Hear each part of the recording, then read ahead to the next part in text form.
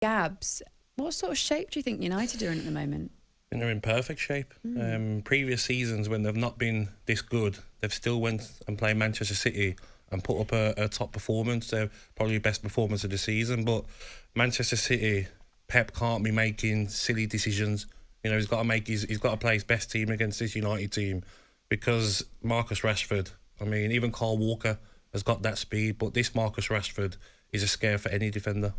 Where do you think that comes from? Do you think he's basically just built up his confidence again?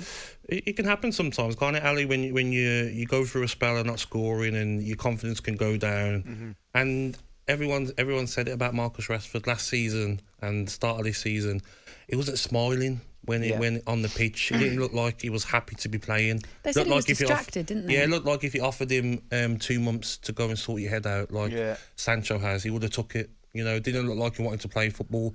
This Rashford you see now pre-World Cup and at the World Cup and in the last few games is a Rashford that looks like he's happy to play again. He's taking 4 or 5 players on, enjoying himself, scoring goals, smiling, celebrating, connections back with the fans.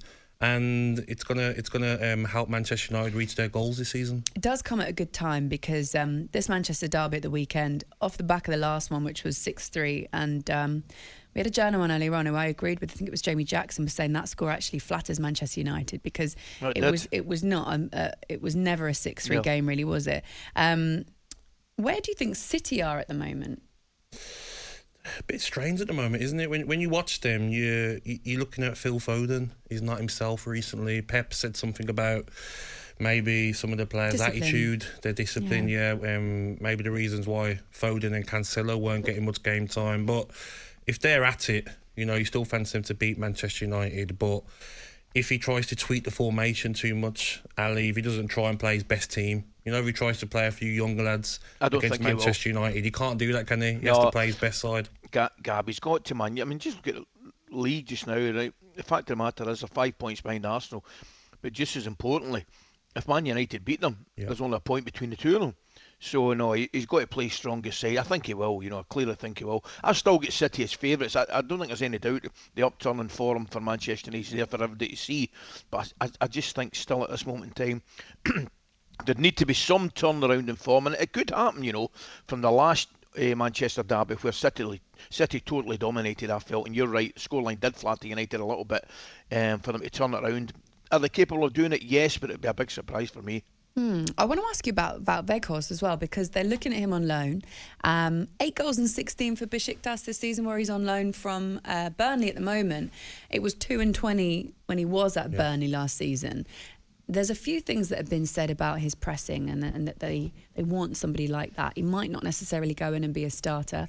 What do you think about that potential transfer? First of all, I think Chelsea are probably going for him now. They seem to go in for everyone that other teams are going in for. Wouldn't surprise me if they hijack the deal. But he's one of them strikers, isn't he? You saw him a lot of the World Cup. I don't think Martinez is going to be best friends with him after the Netherlands and Argentina game when Messi was trying to get to him. Had to be stopped, didn't he? But I think you've got to trust Ten Hag. Previous managers have brought in, Falcao, Ighalo, Zlatan, these older players and players that aren't at that level, at that stage of their career. Do you know what I mean? But I think you've got to trust Ten Hag. He'll have a plan for him. We'll get Rashford and Anthony either side of him, I'm sure, and he'll probably end up scoring goals.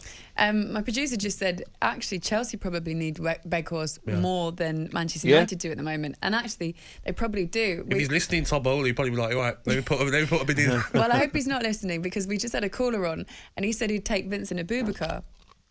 Yeah. No, yes. Nothing surprises me with Chelsea. Abubakar's brilliant, but he's playing over in Saudi at the moment, isn't he? Yeah. And I don't know what with Chelsea. That's for another conversation, another day, actually. But focusing on this, look, we've got a huge weekend. Manchester City at Manchester United, which is just going to be. I mean, that will really tell us a lot about where the league is going to be sitting, because, like you say, there's barely anything between them at the moment. So who knows what's going to happen? You've got the North London derby derby as well this some weekend. games, isn't there? I think Man City have got 2 games, haven't they? They've got another one midweek. Man City have got to play Tottenham. Yeah. So they play Manchester United at Old Trafford on the 14th, which is this weekend. And then on the 19th, a few days later, they've got Tottenham. So yeah, look, it's really kicking off in the Premier League at the moment. I love it. I'm so glad we're back. I'm so glad we're back into it. Looking at Newcastle, I've got to ask you about them really, because do you think they can sustain a top 4 finish this season? I hope they can, because I like what Eddie Howe's doing there. But I look at the Sheffield Wednesday game when he played his second string, you'd say. They struggled. You know, Bruno, Almiron, the big hitters had to come on, and they still couldn't save the day. But when you watched them last night, Laura, that looked like a team that they knew they were going to beat Leicester. You know, with that home support, the team spirit, Leicester couldn't cope with them. And if Almiron can keep at form, keep him fit, Joe Linton was very good last night as well. Isaac is back as well to play with Callum Wilson or, you know, go against him. So that they've got the players, but it's about injuries. And I look at that squad of players. Could they get 2 players in January? You know, a bit of help in the midfield maybe, and they've got a great chance. Do you know what's brilliant, guys? Right, we're talking about the games at the weekend. There's another one. I think, unless I'm mistaken, I'm sure it's Fulham. Fulham got new. I mean, what were those games there? North London derby, Manchester derby, and all of a sudden, who would have thought at the start of the season we would have been talking about Newcastle versus Fulham, but now big game that's going to affect European places. When I was in Qatar the first day, you know, the first opening game, we watched it with the talkSPORT crew. And these Newcastle fans called me over, and I was like, oh, God, here we go. And they were like, Gabby, top 4 or win a trophy for Newcastle this season. And in my head, I thought, Champions League? Yeah. And I said that to them, like, no. We want to win a cup. We don't care about the Champions League. That will come in time. We want to win a trophy. Yeah. And it shows now how important it is to get to the semi-finals now. Yep. And that's the feeling from Newcastle fans. Can they win a trophy now? Because you know what it's like with the banter between fan bases, Ali, of not winning nothing for so long. Everton, Newcastle's been too long. Is it the event as well? Like the idea of going to celebrating an actual piece of silverware rather than top 4 can be... It's great, isn't it? But in comparison, it's an anti-climax, isn't it? Like you're celebrating... Imagine Newcastle taking over London. Their fan base will take over London, wouldn't they? Oh, it would be amazing. Look, it would be brilliant, and it would be something for them to do. We keep talking about the job that Eddie Howe's doing, but really it's quite miraculous, really, isn't it?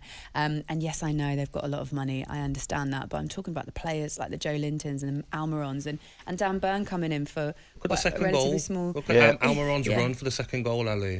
When you watch the throw into Joe Linton, into Wilson, Almiron's run, you know, Leicester players were asleep, wasn't they? talkSPORT Breakfast with Laura Woods, Monday to Wednesday mornings 6 till 10 on AM, on DAB, via the talkSPORT app and on your smart speaker. talkSPORT.